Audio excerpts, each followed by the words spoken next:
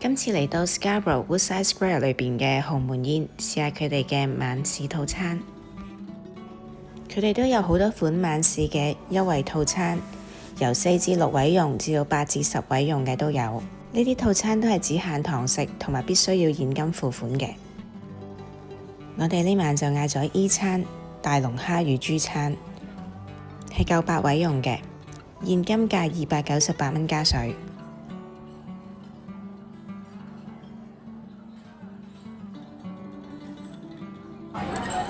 哇！呢個蛋湯都唔錯喎，幾豐富，好多料喎。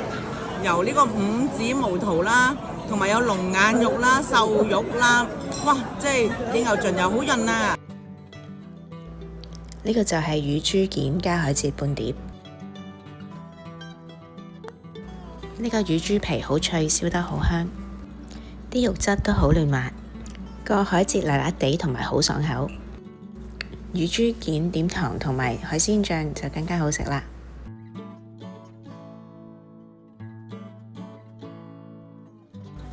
呢個就係5磅嘅大龍蝦，用美極嘅煮法。我鍾意揀美極嘅煮法，因為佢甜甜地夠乾身，但係又唔會好似避風塘咁辣。啲龍蝦肉好新鮮彈牙，波子肉就最易食啦。呢個上湯菜心苗有我最鍾意食嘅蒜子。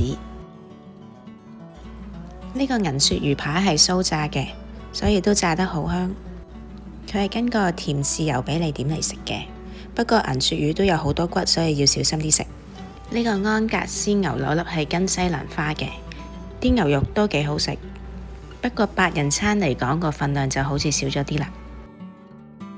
呢個餐本來係跟豉油雞，不過佢嗰晚就賣晒，所以轉咗做貴妃雞，咁係走地雞嚟嘅。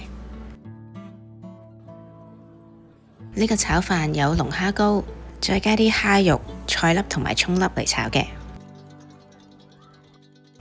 就嚟中秋節，佢哋呢度都有月餅賣嘅，魚缸裏邊咩海鮮都有。甜品就有桂花糕、腰果餅同埋紅豆沙。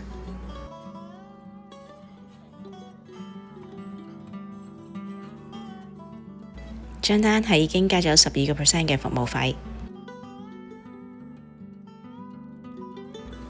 朋友仲送咗呢隻咁靚嘅花俾我哋，好開心。